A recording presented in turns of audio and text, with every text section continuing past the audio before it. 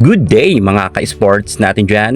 Hindi natin maipagkakaila na ang Petrogas Angels ay isa sa mga pinakamalakas na team rin sa kasalukuyan. Well, noon pa man mga ka-sports, kahit sabihin natin na wala pa si Brock Van Sickle at itong si MJ Phillips, ay ito na talaga ang mahigpit na kabardagulan ng Creamline Cool Smashers.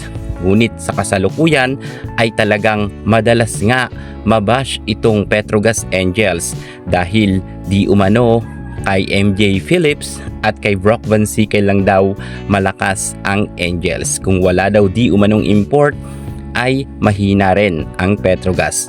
Well, pag-uusapan nga natin dahil madalas natin mabasa sa mga comment section na ito raw si MJ Phillips at itong si Brock Van Sickle ay import daw di umano.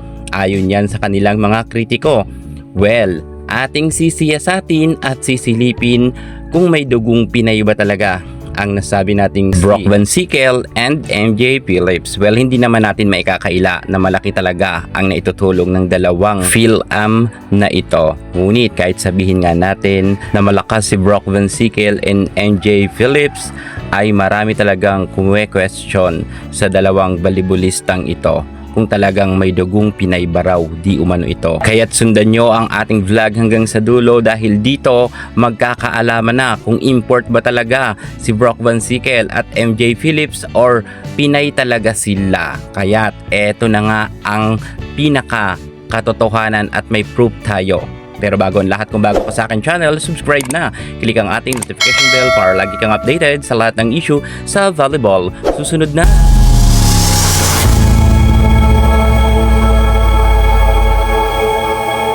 Madalas nga ang pagtalunan ng kani-kanilang fans itong si Brock Van Sickle and MJ Phillips na sinasabi nga ng karamihan sa comment section na di umano ay import raw ang nasabi nating dalawang magaling na balibulistang ito. Well, pag-uusapan na natin ang katotohanan sa dalawang ito. Unahin na nga natin dito ang middle blocker, middle attacker na magaling na si Marjana Phillips or mas kilala sa MJ Phillips. Ipinanganak nga siya noong June 15, 1995. Bagamat sa US nga siya nag-aral at doon siya nagsimula ng kanyang karera sa volleyball, ngunit alam nyo ba na mayroon dugong Pinay itong si MJ Phillips? Sa katotohanan yan mga ka-sports natin dyan, ang kanyang father nga ay Black American na si Bobby Phillips Sr. at ang kanya naman mami ay Pinay. Walang iba kundi si Rowena Phillips, kung saan nga ay tubong Iba Zambales nga itong si MJ Phillips. Yes mga ka-sports, Pinay na Pinay rin ang kanyang mother, kung kaya masasabi natin na Phil-Am talaga itong si MJ Phillips. So ibig sabihin, kung itong si MJ Phillips ay Phil-Am, ay pwede talaga siyang maglaro dito sa Pilipinas dahil meron naman siyang dugong Pinay. At madalas nga natin makita nabubuhay pa ang kanyang lola na nagpo-post nga itong si MJ Phillips sa kanyang IG account na kung saan ay pinaparamdam niya ang pagmamahal niya sa kanyang lola. Kitang-kita naman natin na Pinay ang kanyang lola at ito ay taga Iba Zambales. Bagamat si MJ Phillips ay sa Amerika nga lumaki, pero ngayon sa kanyang karera naman sa volleyball ay dito niya nga pinagpatuloy sa Pilipinas at kita naman natin na namamayagpag nga ang kanyang karera.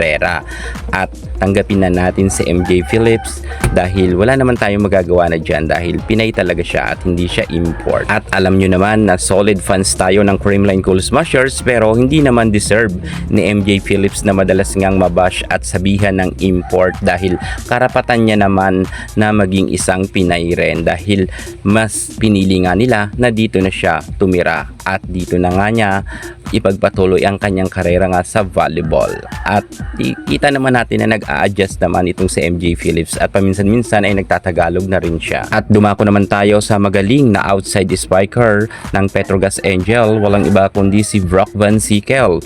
Madalas rin siyang sabihan sa comment section na import, pero alam nyo ba 100% na may dugong Pinay nga itong si Brock Van Sickle. Kaya't sana dyan sa mga kritiko nga ni Brock Van Sickle at ni MJ Phillips, wag naman natin sila madalas pagsabihan na import. Baka kasi minsan ay nadidiscriminate rin natin sila dahil kahit papaano naman ay may dugong Pinoy naman nga ang dalawang balibulistang ito. Sa katunayan nga, taga San Emilio, Ilocos Sur ang mother ni Brock Van Sickle.